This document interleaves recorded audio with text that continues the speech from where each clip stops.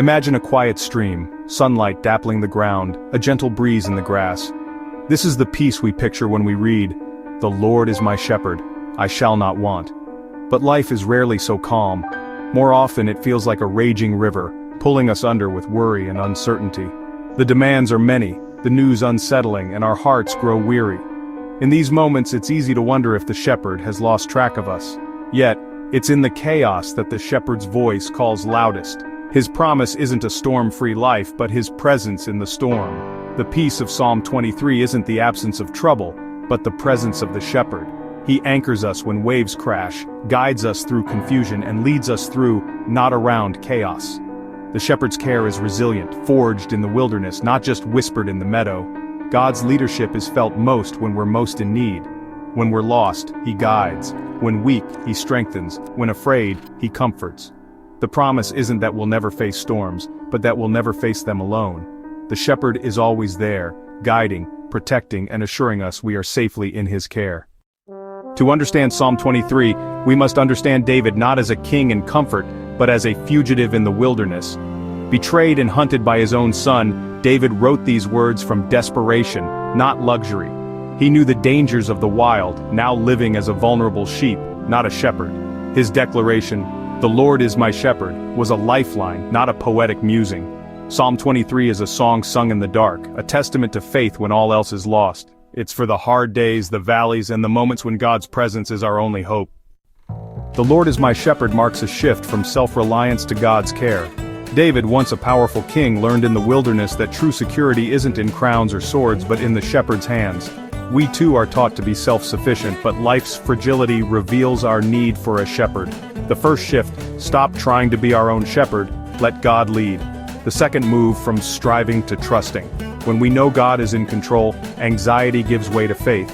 This doesn't mean passivity, but acting from trust, not fear. Finally, we move from fear to belonging. A sheep with a shepherd is secure.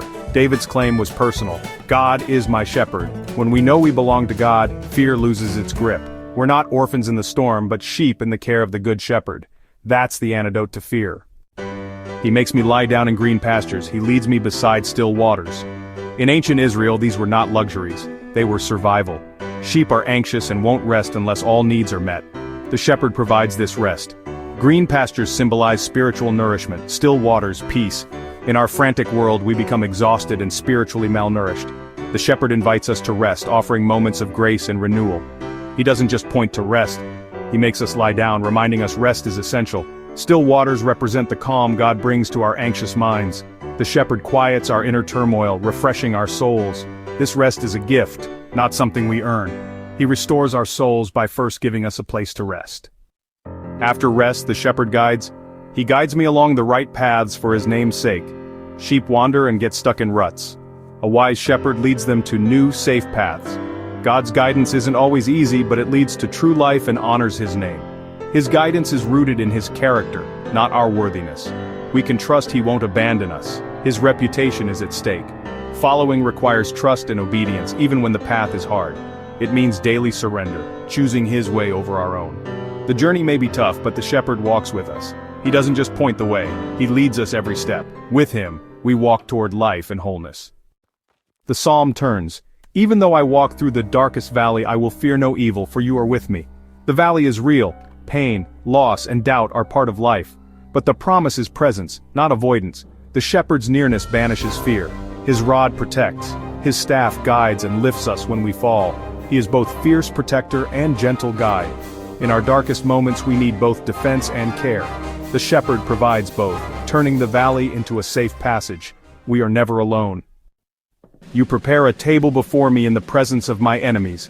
This is victory and peace in the midst of conflict. The shepherd hosts a feast, not in hiding, but in full view of our foes. Our peace isn't the absence of enemies, but the presence of our host. God offers joy and fellowship right in the middle of trouble. He anoints our head with oil, an act of honor and refreshment. Our cup overflows. His blessings are abundant, not rationed. Even when opposition surrounds us, God honors and provides for us. Our victory isn't in defeating enemies, but in sitting at the shepherd's table. He fills us with joy that circumstances can't explain. The shepherd's provision is greater than any threat. The shepherd imagery is more than comfort. It's God's covenant promise, fulfilled in Jesus. Jesus declared, "I am the good shepherd," embodying all Psalm 23 promised. He laid down his life for the sheep, facing sin and death for us. Jesus knows each of us by name. His care is personal and intimate. We're not just a number, we're known and loved by the Good Shepherd. In Jesus, Psalm 23 becomes a living reality. The green pastures, the right paths, the valley, and the table all point to him. He leads us through life and secures our eternal destiny. The psalm ends with confidence. "Surely your goodness and mercy will follow me all the days of my life." Goodness and mercy don't just trail behind, they actively pursue us, guarding us every day. On good days and bad, they surround us with grace. Goodness gives what we don't deserve. Mercy withholds what we do. David is certain, God's love is relentless. The final promise, "I will dwell in the house of the Lord forever." The shepherd's goal isn't just our comfort now, but eternal communion with him. Our struggles are temporary, our home is with God. Psalm 23 begins with trust and ends with certainty. The shepherd who cares for us now has prepared a place for us forever. We can rest, knowing his goodness and mercy will lead us all the way home.